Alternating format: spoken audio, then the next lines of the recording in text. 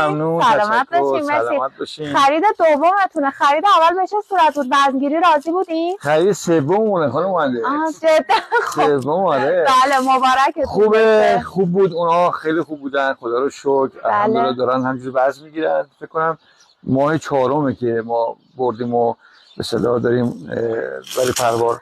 خوبن، من راضی بودم. به همین خاطر به آقا عوض گفتم که ما اگه بخوایم بخریم فقط یک بهترینش یکه. شما لطف دارین. سلامت باشی. واقعا میگم، یعنی ما خیلی دامداری‌های صنعتی دیگر هم دیدیم. بله. ولی به این یک نواختی، یک دستی، تمیزی خب خیلی مهمه برای من پروارمند. یک نواخت بودن دام مهمه که پس و پیش نشه، چون در اون صورت فضای بیشتری میخواد، سالن‌های بیشتری میخواد که خب جدا کنین دیگه. مال شما الحمدلله خیلی خوبه. من فکر کنم یه کار علمی پشت این قضیه هست، یعنی پشت این برنامه یک اساتیدی هستن، یک برنامه علمی هست.